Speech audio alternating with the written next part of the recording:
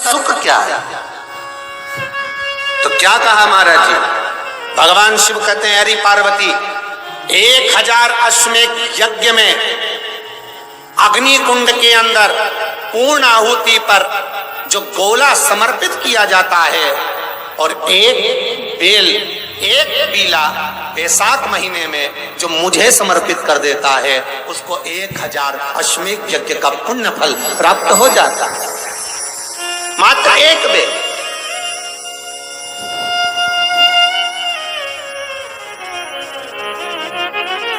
बहुत अच्छे से समझना महाराज, फिर समझ लीजिए। केवल सारे शिवलिंग में एक नर्मदेश्वर महादेव ऐसे होते हैं जिन पर कुछ भी चढ़ाओगे तुम खा सकते हो। भगवान को अगर भोग लगाया तो तुमने खा लिया। भगवान के शिवलिंग को अगर कोई वस्तु टच हो गई तो तुम पा सकते हो। मिठाई हो, चूरमा हो, लड्डू हो, पेड़ा हो, गुलाब जामुन हो, इमरती, भजिया, पकौड़ा, फल फ्रूट जो भी होगा वो पा सकते हो। पर नर्मदेश्वर शिवलिंग को छोड़कर शिव महापुराण के अंतर्गत विद्धेश्वर संहिता में लिखा हुआ है कि बाकी के जितने शिवलिंग होंगे उसको अगर कोई वस्तु टच हो गई तो वो खाने के लायक नहीं रहती, वो सांसारिक मनुष्य नहीं खा सकता।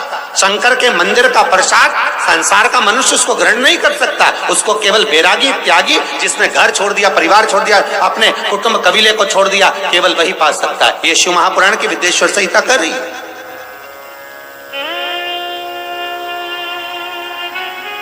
पर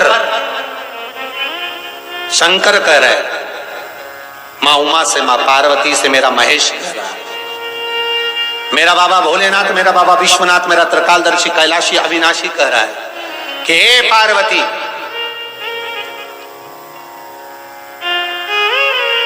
एक बीला, एक बेल जो मुझे समर्पित करता है और समर्पित करने के बाद उस बेल की महत्वता देखिए, जो बैसाख महीने में बाबा शंकर को जो चढ़ाया जाता है और 1000 अश्वमेध यज्ञ का पुण्य फल हम प्राप्त कर लेते हैं मात्र एक फल चढ़ाकर, मात्र एक फल चढ़ाकर।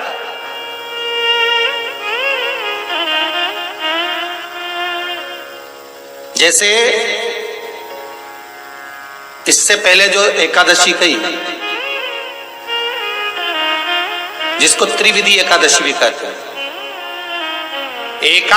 पद्म पुराण में लिखा है और विष्णु पुराण में, एकादशी के दिन द्वादशी भी पड़ जाए, एकादशी के दिन त्रयोदशी भी पड़ जाए, मतलब एकादशी, द्वादशी और त्रयोदशी तीनों तिथियां एक साथ पड़ जाए और उस दिन एकादशी का व्रत जो रख लेता है उसको 1000 एकादशी का पुण्य फल प्राप्त हो जाता। फिर वो जिंदगी में एकादशी करे चाहे ना करे। और फिर ध्यान देना, कोई मर रहा है, कोई तड़प रहा है और आपने तो अपने जीवन में एक ही एकादशी करी और वो कौन सी? त्रिविधि। और मान लो कोई मर रहा है तो आप उसमें से अपनी एकादशी में से आप 5 एकादशी दे सकते, भले आपने एक करी हो, क्योंकि आपने 1000 कर ली एक साथ, उसका पुण्य आप किसी को प्रदान कर सकते, आप किसी को दे सकते।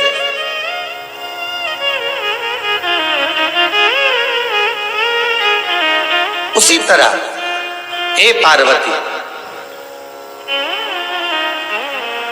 संसार का मनुष्य जब मुझे वो बेलपत्र समर्पित कर, वो बेल का फल समर्पित करता है, पार्वती वो फल जो मुझे चढ़ता है, फिर मैं भले नर्मदा के जल से निकला हुआ कंकर शंकर क्यों ना हूं, फिर चाहे मैं गंगा के जल से निकला हुआ कंकर शंकर क्यों ना हूं, चाहे फिर मैं यमुना के जल से निकला हुआ कंकर शंकर क्यों ना हूं, चाहे मैं सरयू के जल से निकला हुआ कंकर शंकर क्यों ना हूं, चाहे मंदाकिनी के जल से निकला हुआ कंकर शंकर क्यों ना हूं, हे पार्वती, फिर जो भी शिवलिंग पर वो बेल समर्पित होता है वो बेल उठाकर जीव अपने कार्य में ले सकता है। ये मां उमा से कह रहा है। तो उस बेल की महत्वता जानेंगे।